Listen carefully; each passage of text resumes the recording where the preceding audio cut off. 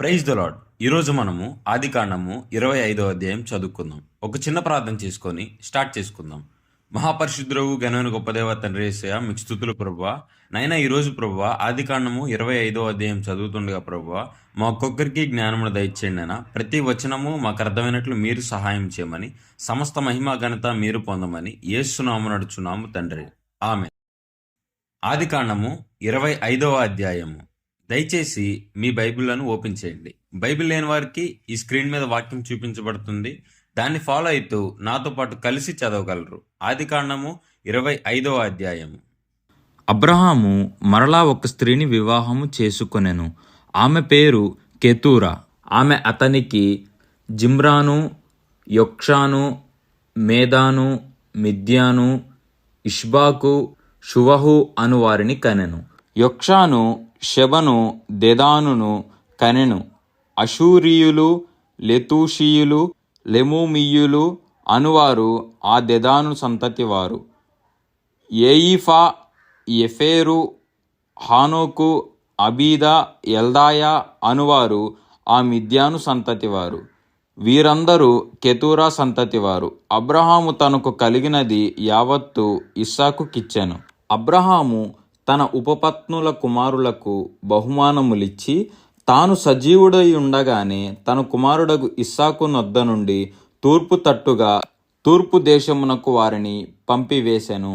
అబ్రహాము బ్రతికిన సంవత్సరములు 175. అబ్రహాము నిండు వృద్ధాప్యమునకు వచ్చిన వాడై మంచి ముసలితనమున ప్రాణము విడిచి మృతిబొంది తన పితరుల యొద్దకు చేర్చబడెను. హిత్తీయుడైన సోహారు కుమారుడగు ఎఫ్రోను పొలమందలి మక్పేలా గుహలో అతని కుమారుడగు ఇస్సాకును, ఇష్మాయేలును అతనిని పాతిపెట్టిరి. అది మమ్రే ఎదుటనున్నది.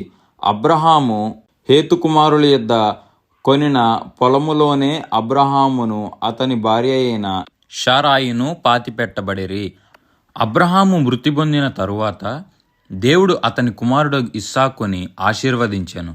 అప్పుడు ఇస్సాకు బెయేర్ లహాయిరోయి దగ్గర కాపురం ఉండెను. ఐగుప్తురాలును శారాదాసినైన హాగరు అబ్రహామునకు కనిన అబ్రహాము కుమారుడగు ఇష్మాయేలు వంశావళి ఇదే.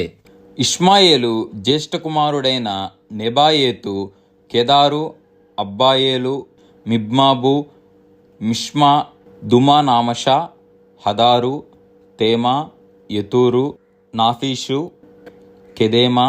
ఇవి వారి వారి వంశావళుల ప్రకారము వారి వారి పేరులు చొప్పున ఇష్మాయేలు కుమారుల యొక్క పేరులు వారి వారి గ్రామములోను వారి వారి కోటలలోనున్న ఇష్మాయేలు కుమారులు వీరే. వారి పేరులు ఇవే. వారి వారి జనముల ప్రకారము వారు 12 రాజులు. ఇష్మాయేలు బ్రతికిన సంవత్సరములు 137. అప్పుడతడు ప్రాణము విడిచి మృతిబొంది తన పితరుల యొద్దకు చేర్చబడెను. వారు అషూరునకు వెళ్ళు మార్గమున హవీలా మొదలుకొని ఐగుప్తు ఎదుటనున్న షూరు వరకు నివసించువారు. అతడు తన సహోదరులందరి ఎదుట నివాసమేర్పరచుకొనెను. అబ్రహాము కుమారుడగు ఇస్సాకు వంశావళి ఇదే. అబ్రహాము ఇస్సాకును కనెను. ఇస్సాకు పద్దనరాములో నివసించు సిరియావాడైన బెతూయేలు కుమార్తెయును సిరియావాడైన లాబాను సహోదరియునైన రిబ్కాను పెండ్లి చేసుకొనున్నప్పుడు 40 సంవత్సరముల వాడు. ఇస్సాకు భార్య గొడ్రాలు గనుక అతడు ఆమె విషయమై యెహోవాను వేడుకొనెను. యెహోవా అతని ప్రార్థన వినెను గనుక అతని భార్య అయిన రిబ్కా గర్భవతి ఆయెను. ఆమె గర్భములో శిశువులు ఒకనితో ఒకడు పెనుగులాడిరి గనుక ఆమె ఇలాగైతే నేను బ్రతుకుట ఎందుకని అనుకొని ఈ విషయమై యెహోవాను అడుగా వెళ్ళెను. అప్పుడు యెహోవా ఆమెతో నిట్లనెను, 2 జనములు నీ గర్భములో కలవు, 2 జనపదములు నీ కడుపులో నుండి ప్రత్యేకముగా వచ్చును. ఒక జనపదము కంటే ఒక జనపదము బలిష్టమై ఉండెను. పెద్దవాడు చిన్నవానికి దాసుడగును అనెను. ఆమె ప్రసూతి కావలసిన దినములు నిండినప్పుడు ఆమె గర్భమందు కలవారు ఉండిరి. మొదటివాడు ఎర్రనివాడుగా బయటికి వచ్చెను.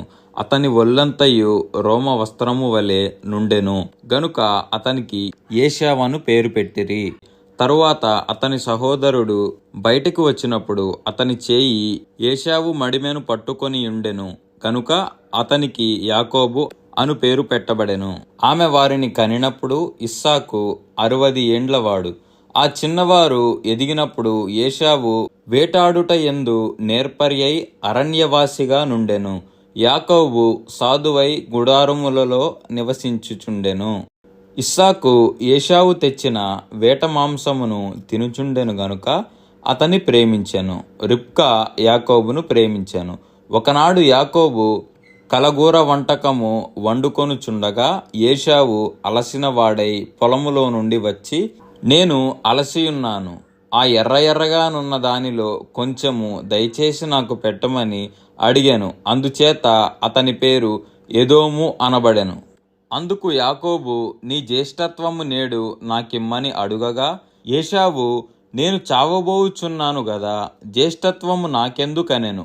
యాకోబు, నేడు నాతో ప్రమాణము చేయుమనెను. అతడు యాకోబుతో ప్రమాణము చేసి అతనికి జ్యేష్ఠత్వమును అమ్మివేయగా యాకోబు ఆహారమును చిక్కుడుగాయల వంటకమును ఏశావుకిచ్చెను. అతడు తిని త్రాగి లేచిపోయెను. అట్లు ఏశావు తన జ్యేష్ఠత్వమును తృణీకరించెను. దేవుడి ఈ వాక్యమును దీవించునుగాక. ఒక చిన్న ప్రార్థన చేసుకొని ముగించుకుందాం. మహాపరిశుద్ధుడవు ఘనమైన గొప్ప దేవ తండ్రి యేసయ్య, మీకు స్తుతులు ప్రభువా. నాయన ఈరోజు ప్రభువా ఆదికాండము 25వ అధ్యాయం చదవడానికి ప్రభువా మా జ్ఞానం ఇచ్చారు, మీకు స్తుతులైనా. ఇలాగేనైనా ప్రతిరోజు ప్రతి అధ్యాయం చదువుతుండగా ప్రభువా మా ఒక్కొక్కరికి జ్ఞానమును దయచేయమని, సమస్త మహిమ ఘనత మీరు పొందమని యేసునామమున నడుచున్నాం తండ్రి, ఆమెన్. మరలా రేపు కలుసుకుందాం. ఆదికాండము 26వ అధ్యాయం చదువుకుందాం. అంతవరకు సెలవు.